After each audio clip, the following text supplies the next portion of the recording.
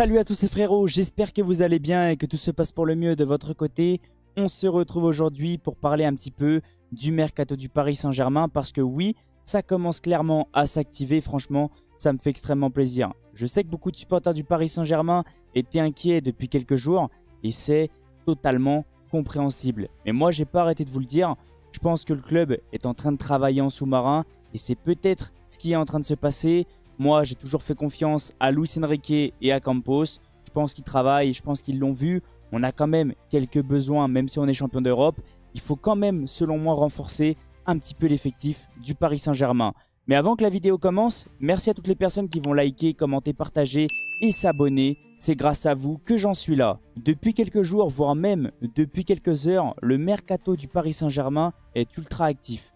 Que ça soit défensivement, au poste de gardien de but, oui, on va en parler un petit peu. Et offensivement, il y a quand même quelques informations. Franchement, il y a eu tellement d'informations depuis quelques jours, voire même depuis quelques heures, que je vais vous les présenter une par une. Et je vais même vous les décortiquer une par une pour vous donner mon avis.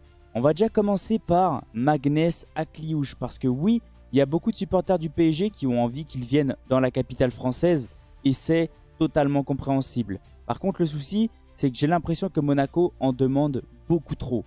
70 millions selon moi, c'est trop. On a recruté Barcola et Désiré Doué aux alentours des 50 millions. Pour moi, ça doit être à peu près la même chose. Par contre, si Monaco ne s'aligne pas aux exigences du Paris Saint-Germain, j'ai du mal à voir le PSG dépenser 70 millions pour Akliouche.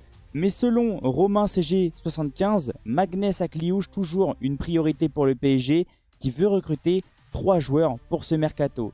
Et si Romain dit la vérité, et pendant cette vidéo, je vais peut-être vous présenter les 3 recrues qui vont signer au Paris Saint-Germain. Mais les 70 millions par Monaco freinent les discussions qui existent. Et c'est totalement compréhensible parce que moi j'ai l'impression quand même que Monaco exagère un chouïa. Le joueur a envie de venir à Paris et ça c'est une bonne nouvelle. J'ai pas arrêté de vous le dire, moi je veux que des joueurs qui ont envie de jouer pour les couleurs du Paris Saint-Germain. Bien sûr, j'ai pas oublié Zabarni. On ne l'a pas oublié. Et moi, ce qui m'a fait sourire, c'est que des personnes très fiables du côté du Paris Saint-Germain ont pris la parole. Et surtout Jamel. C'est Paris Team qui l'a relayé. Accord proche entre le Paris Saint-Germain et Bournemouth. Le joueur a déjà échangé avec Luis Enrique et Nasser Al-Khelaifi. C'est directement entretenu avec la direction des Cherries. Alors, n'hésitez pas à me reprendre au niveau de la prononciation. Mais si Nasser commence déjà à prendre entre guillemets le dossier en main, c'est plutôt une bonne nouvelle. Optimisme régnant au sein de la direction parisienne pour boucler le deal au plus tôt. J'espère qu'il va venir au Paris Saint-Germain. Il a l'air complémentaire à Pacho. Le petit hic, alors je dirais pas non plus que c'est un problème. Ce soir, Bournemouth a joué en match amical Everton. Il n'était pas titulaire, mais le souci c'est qu'il est rentré en fin de match. Je trouve quand même que c'est un petit risque du côté de Bournemouth. Parce que si il s'était blessé, ça aurait été très compliqué. Et bien sûr, comme je vous ai dit au début de la vidéo, on va parler un petit peu du poste de gardien de but du côté du Paris Saint-Germain. Beaucoup sont peut-être en train de se dire, mais pourquoi tu nous montres Donnarumma? Tout simplement parce que ça coince. Ça coince au niveau de sa prolongation. Son entourage et lui n'ont pas envie de s'aligner au Paris Saint-Germain. Le PSG a complètement changé. Le PSG a changé sa façon d'être.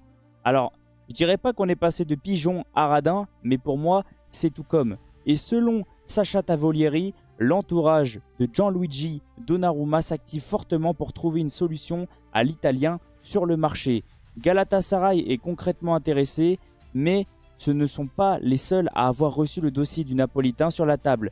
Ça va bouger au PSG parce que oui, il n'y a pas que Galatasaray. J'ai cru entendre que les deux Manchester se sont positionnés sur le dossier et même Chelsea. Alors bien sûr, même si Donnarumma venait à partir, moi de mon côté, je ne vais pas le critiquer.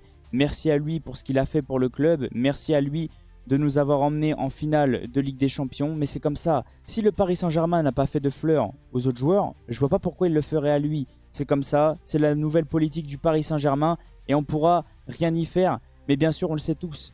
Même si Donnarumma venait à quitter le Paris Saint-Germain, le PSG sait travailler pendant un mercato. Et je fais maintenant totalement confiance à Campos et à Luis Enrique. Et selon l'équipe, le PSG a trouvé un accord dans les grandes lignes avec Lucas Chevalier. Le club est entré dans une phase concrète de négociation autour d'un contrat de 5 ans pour le gardien. Le LOSC en attendra au moins 40 millions.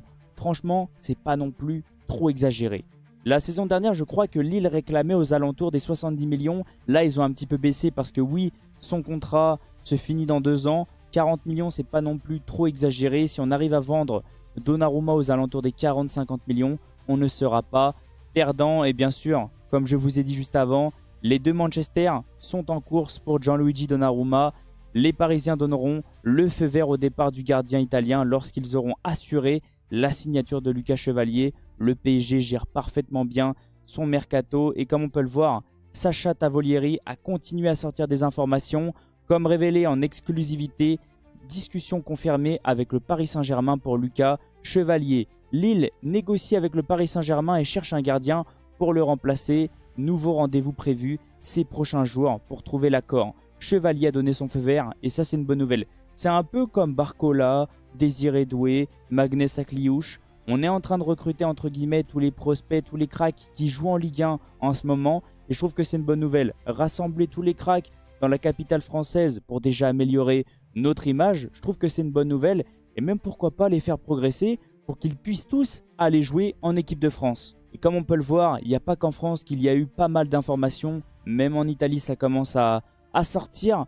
L'entourage de Donnarumma n'accepte pas la dernière offre du club. 7 millions comme partie fixe, plus 3 millions de bonus supplémentaires. Comme je vous ai dit juste avant, il va rester à peu près au même salaire. Le souci, c'est que le club a complètement changé. Il y a un prix fixe, il y a un salaire fixe, et après, il y a des millions qui vont se rajouter en fonction du nombre de matchs joués. Si Donnarumma venait à se blesser, il va perdre quelques millions, et franchement, je trouve ça plutôt intéressant. C'est totalement compréhensible. Le club a envie de changer, le club a envie de montrer qu'on a évolué, qu'on a envie de progresser, et franchement, je trouve que c'est plutôt pas mal. Donc, si Donnarumma n'a pas envie d'accepter, c'est comme ça, il partira. Et bien sûr, ensuite, c'est Santiaouna qui a pris la parole, même Marc Méché-Noua, désolé pour la prononciation, tout le monde prend la parole. Tous les gros journalistes français sont en train de prendre la parole, donc je pense que c'est quand même en bonne voie par rapport à Chevalier. Lucas Chevalier a informé Lille qu'il voulait rejoindre le Paris Saint-Germain. Luis Enrique a échangé avec lui en FaceTime, ça c'est une bonne nouvelle, et lui a expliqué le rôle qu'il aurait au PSG. Le PSG et Chevalier ont déjà conclu un accord contractuel. Nasser Al-Khelaifi mène les discussions avec le LOSC. Si Nasser est déjà là, franchement je suis pas inquiet. À chaque fois qu'il est entre guillemets en train de gérer les dossiers, ça se passe plutôt bien et je pense que Luis Enrique est en train de pousser pour le récupérer. Et bien sûr, on va aussi parler de Milan Skriniar parce que oui, normalement, lui et Asensio devraient partir au Fenerbahçe et ça c'est une bonne nouvelle. Et selon Fabrizio Romano, il y a un accord entre le joueur et Fenerbahçe pour un contrat jusqu'en juin 2029. Et alors, par contre, désolé pour mon anglais parce que c'est une catastrophe, mais j'ai l'impression que le PSG a proposé un peu plus et peut-être que Fenerbahçe va accepter. Franchement, n'hésitez pas à me reprendre au niveau de la traduction. Je suis une catastrophe ambulante en anglais. Et bien sûr, il y a eu une dernière information qui est sortie il y a 3 heures concernant Zabarni. C'est un dossier qui va être très compliqué. Ça va être un peu préparé que Joao Neves la saison dernière. Ça va être très long. Ça va être très long à trouver un accord avec Bournemouth. Mais c'est quand même compréhensible. Ils ont déjà perdu Huysen et Kerkez. Un est parti au Real, l'autre est parti à Liverpool. Si là en plus ils venaient à perdre Zabarni, ça va être très compliqué pour pouvoir tout remplacer. Donc c'est compréhensible. Ils ont envie de récupérer un maximum de cash. Et selon Abdellah Boulma, Bournemouth demande près de 70 millions au Paris Saint-Germain pour Zabarni. Une somme gonflée par le pourcentage à reverser au Dynamo de Kiev, son club formateur. Paris ne compte pas céder à cette exigence. Compréhensible quand même parce que ça fait beaucoup. Les échanges continuent entre les deux clubs. Je pense que ça va se faire, mais ça risque d'être un dossier très compliqué. Donc soyez patients, ne soyez pas trop pressés. Maintenant que je vous ai présenté un petit peu les informations, on va pouvoir se concentrer sur la présentation des joueurs.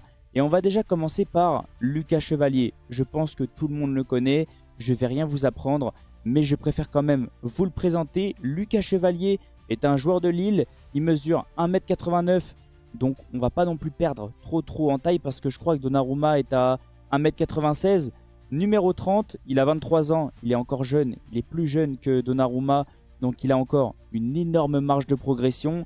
Il est né le 6 novembre 2001, pied préféré, il est droitier, il est français, valeur marchande 34 millions, c'est pour ça que Lille va réclamer aux alentours des 40 millions, c'est compréhensible et bien sûr, il est gardien de but. Et maintenant, on va se concentrer sur Zabarni. Je sais que je vous l'ai déjà présenté pas mal de fois, mais je me suis dit, pour tous ceux qui vont me découvrir, je vais quand même vous le présenter. Zabarni joue actuellement à Bournemouth, il mesure 1m86, numéro 27, il a 22 ans, il est né le 1er septembre 2002, pied préféré il est droitier, il est ukrainien, valeur marchande 60 millions, donc c'est compréhensible que Bournemouth négocie aux alentours des 70 millions, ça a l'air d'être un joueur dur sur l'homme, il va probablement être complémentaire, du moins je l'espère, à Pacho. Maintenant que la présentation des joueurs est terminée, on va pouvoir un petit peu se concentrer sur des graphiques, parce que oui, j'ai fait exprès de vous mettre des graphiques pour pouvoir vous comparer déjà 3 gardiens, que ce soit Donnarumma, Chevalier et Diogo Costa, parce que oui,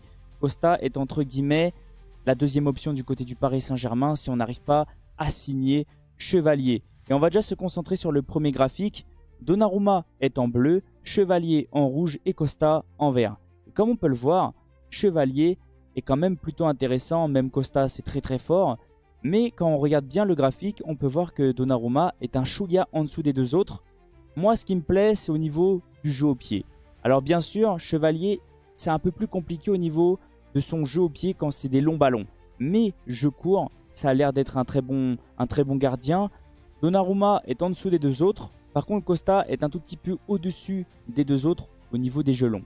C'est pas non plus la catastrophe. Je pense que Chevalier peut progresser. Par contre, il y a un truc que j'ai repéré. Et c'est au niveau des sorties aériennes. Et ça, c'est une bonne nouvelle.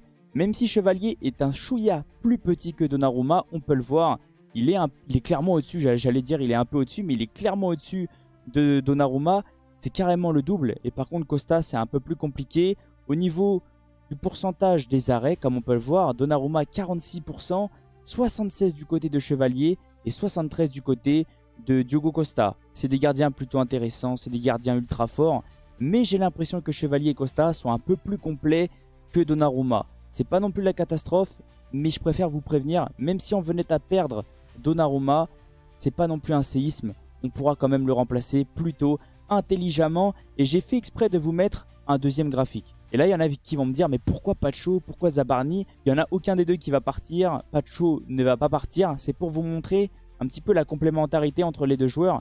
Et comme on peut le voir, où Pacho est en difficulté, Zabarni est très fort. Et inversement, où Zabarni est en difficulté, Pacho est ultra fort. Franchement, je les trouve plutôt complémentaires. Pacho était un petit peu en difficulté la saison dernière. Au niveau des passes progressives, il perdait pas mal de ballons et il comptait énormément sur Marquinhos. Zabarni va pouvoir prendre entre guillemets la relève de Marquinhos au fur et à mesure. Au niveau des courses, c'est aussi très fort. Mais on peut le voir, au niveau des duels défensifs, c'est costaud les deux. Les deux ont l'air d'être puissants, durs sur l'homme. Passe en avant, on peut le voir, Pacho est un tout petit peu plus intéressant. Comme je vous ai dit, ils sont complémentaires, ils remplissent à peu près le graphique. Et franchement, si Zabarni venait à venir, pourquoi pas. En plus, il a que 22 ans. Marquinhos pourra clairement le faire progresser au fur et à mesure. En tout cas, n'hésitez pas à me dire qu'est-ce que vous ressentez du mercato du Paris Saint-Germain. Qu'est-ce que vous ressentez un petit peu de toutes les informations que je vous ai présentées. Parce que je sais que le dossier Donnarumma va faire vraiment parler. Je sais que le dossier Zabarni fait aussi énormément parler et c'est compréhensible. Je pense que ça va se régler. Le Paris Saint-Germain s'est travaillé. Le PSG s'est travaillé en sous-marin. Campos, maintenant, je préfère préciser maintenant, je lui fais totalement confiance. Luis Enrique, pareil, quand il a envie d'avoir un joueur, il va tout faire pour pousser. On l'a vu déjà avec Neves, avec Kvaratskhelia, il le voulait absolument, il les a eus. S'il a envie d'avoir Zabarni et Chevalier, je pense que le club fera tout pour les avoir. En tout cas, merci à toutes les personnes qui sont restées du début jusqu'à la fin. Merci à toutes les personnes qui vont liker, commenter, partager et s'abonner. C'est grâce à vous que j'en suis là. Bien sûr, on se retrouve très prochainement, soit pour parler de l'actualité Paris Saint-Germain, soit pour continuer la série par rapport au club de Première Ligue. Passez une excellente journée ou une excellente soirée en fonction de quand vous allez regarder la vidéo. Et on se retrouve très vite. Ciao les potes et allez Paris!